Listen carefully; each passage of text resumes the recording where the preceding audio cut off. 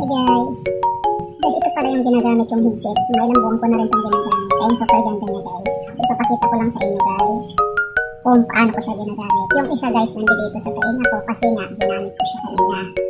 And mayroon ako dito cellphone guys. Ayan, low bat siya. So itatry natin dito. And ang kagandahan nito guys, matagal siya malobat. And pwede nyo i-charge. Halimbawa itong cellphone ko na to is lobat, diba? Lobat na siya. So i-charge ko siya dito. So, meron ako ditong wire ito. Wire ito ng cellphone ko dito.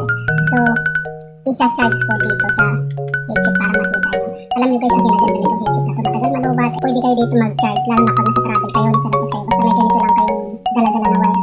Pwede nyo siya i-charge. So, itong itsura nito guys. Ipakita ko na to sa dati kong video guys. So, meron siyang 67% guys. So, yung isa na headset na sa loob. So, kulay red. So, nag-charge ang ibig sabihin nung nag-charge siya.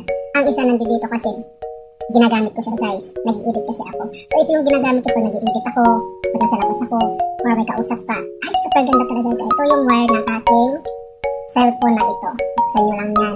Baka isipin nyo sira, ganun lang talaga yan siya guys. So, ipasok mo lang dyan. Ayan, nakapasok na siya guys. And itong wire na to, i-charge ko dito sa aking cellphone.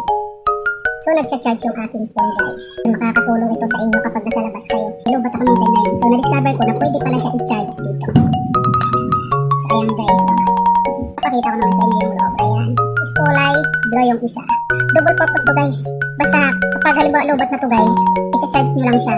And kapag umaalis kayo, ang masasabi ko lang sa inyo, huwag kayo makalimot na magdala ng Type-C. So, yan lang guys. Naipakita ko lang sa inyo yung dati kong naipakita sa inyo sa video na aking nabiling headset. So yun lang guys, thank you so much and see you sa next video and bye bye for now.